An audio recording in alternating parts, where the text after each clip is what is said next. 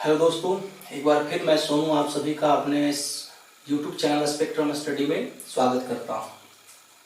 दोस्तों, पिछली बार हम लोग 9th क्लास का चाल और वेग को समझा था और मैं वहां बताया था कि वो परिभाषा था और उसे हम समझने के लिए कुछ आंकिक प्रश्नों को लेंगे।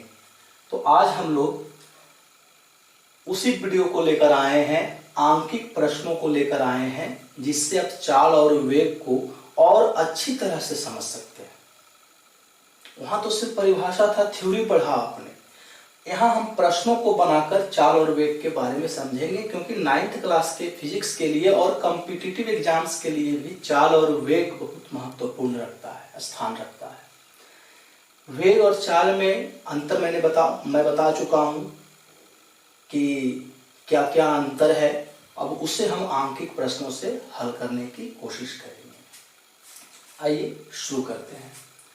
पहला प्रश्न है, 10 मीटर भुजा के वर्गाकार खेत के चारों ओर एक किसान 40 सेकेंड में एक बार घूमता है। 2 मिनट 20 सेकेंड के अंत में किसान का कुल दूरी और विस्थापन का परिमाण क्या होगा?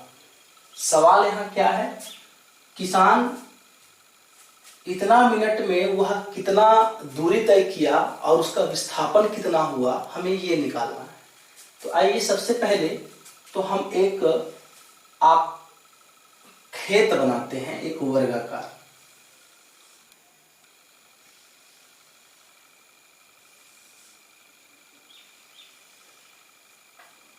ये है आपका वर्गाकार खेत ABCD, जिसकी प्रत्येक भुजा कितना है?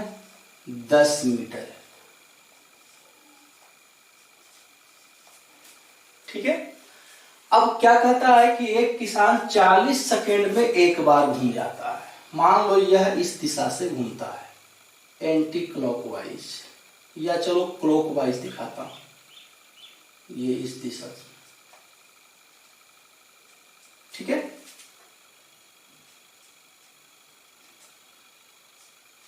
इस तरह से घूम रहा है किसान अपने खेतों में। एक चक्कर में कितना समय लगता है? 40 सेकेंड, है ना। तो 2 मिनट 20 सेकेंड के अंत में किसान कुल दूरी कितना घूमेगा? तो देखिए, सबसे पहले क्या करेंगे कि ये जो है 2 मिनट 20 सेकेंड, इसे हम सेकेंड में बदल देते हैं। लिखेंगे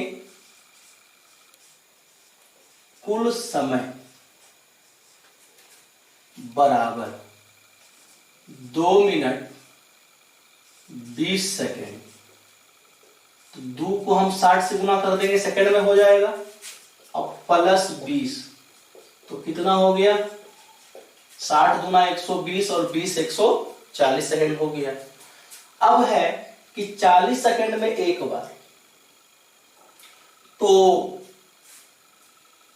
140 सेकेंड में कितनी बार? तो देखिए, 40 दिया 120 और बच जाएगा 20, समझना।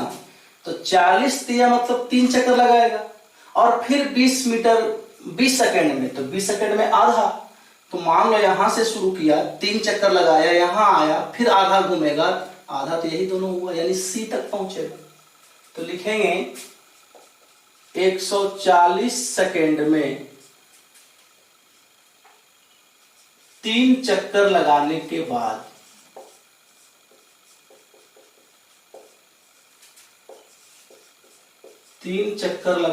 बाद या ऐसे लिखो, 40 सेकेंड में A से घूमते हुए 3 चक्कर लगाने के बाद वह C पर पहुंचेगा। ठीक है। इसलिए कुल दूरी, अब कुल दूरी क्या करेंगे? तो जोड़ देंगे। तो 3 चक्कर लगाया, इसका एक चक्कर का परिमाप कितना होगा? 40, अब प्लस फिर से आधा, तो 20, 40 दिया 120 और 20 कितना हो गया 140 मीटर की दूरी तय किया। अब है कुल विस्थापन, तो 3 चक्कर लगाया, देखिए यहां से 1 चक्कर, फिर 1 चक्कर, फिर 1 चक्कर, अब फिर यहां तक, तो सी तक पहुंचा। तो विस्थापन कितना हुआ AC, तो लिखेंगे विस्थापन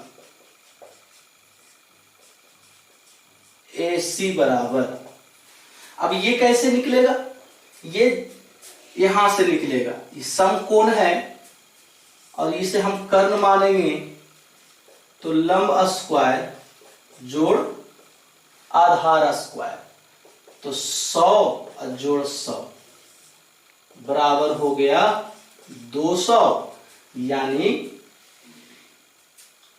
कितना हो जाएगा इसका 10 × 100 इतना 10√2 मीटर। ठीक है, ये था आपका कुल दूरी और विस्थापन में अंतर। इसको हम इस तरह से समझा।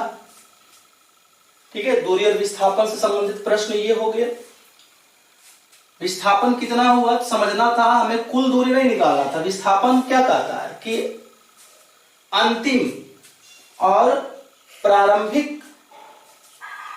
स्थिति और प्रारंभिक स्थिति के अंतर को ही हम क्या कहते हैं विस्थापन। तो ये यहां था और ये यहां था, तो इसके बीच की जो दूरी न्यूनतम दूरी होगी वो विस्थापन होगा।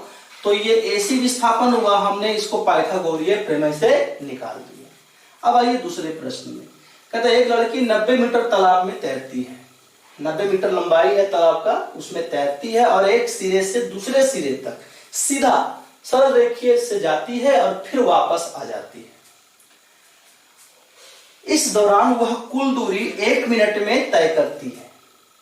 तो लड़की की औसत चाल और औसत वेग ज्ञात करें।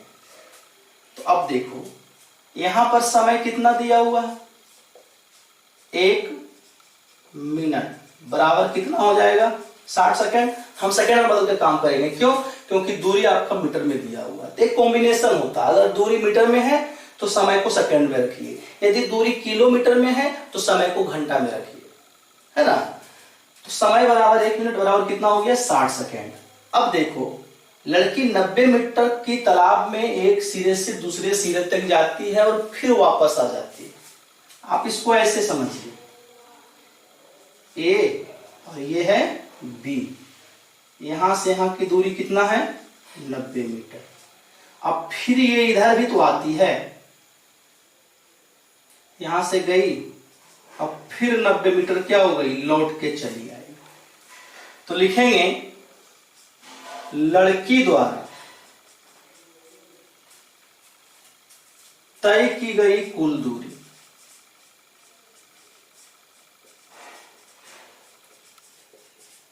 कितना हो जाएगा। ध्यान देना, कुल दूरी क्या कहते हैं कुल वास्तविक पथ को। तो लड़की वहां गई 90 मीटर, अब फिर वहां से आई 90 मीटर, तो कुल दूरी कितना हो गया 90 + 90 बराबर 180 मीटर। इसलिए लड़की का औसत चाल बराबर हो जाएगा कुल दूरी बटा कुल समय। तो कुल दूरी कितना हो गया 180 और कुल समय कितना हो गया 60, यानी 3 मीटर प्रति सेकेंड। ये हो गया औसत चाल।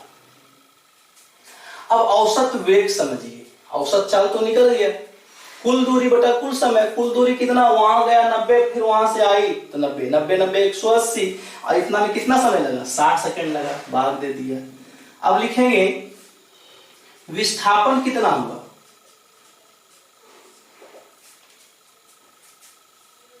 बोलिए कितना हुआ विस्थापन।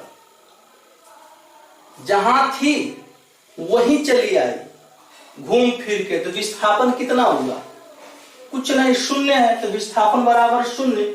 इसलिए लड़की का औसत वेग, तो लड़की का औसत वेग क्या होता है कुल विस्थापन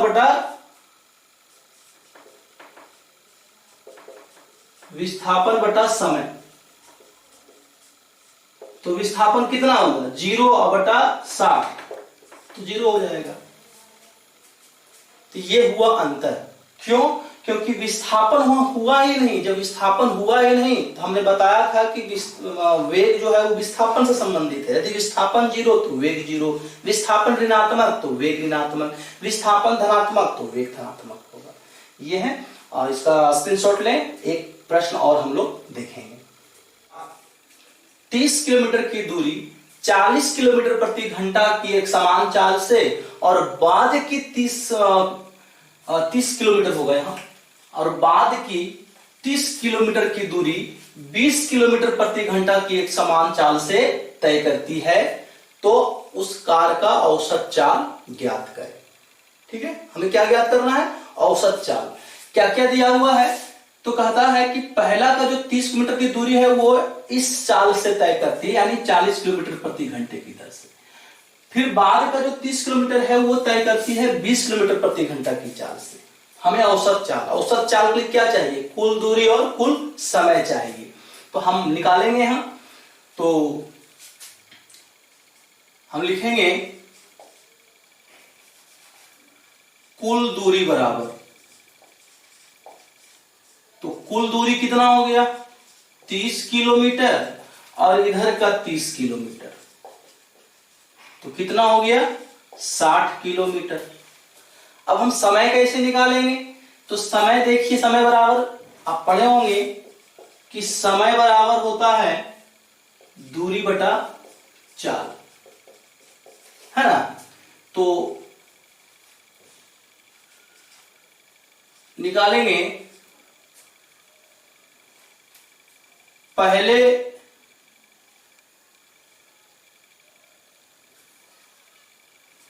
एक कार 30 किलोमीटर की दूरी इतना की एक समान चाल से और बाद की, तो लिखेंगे पहले का समय,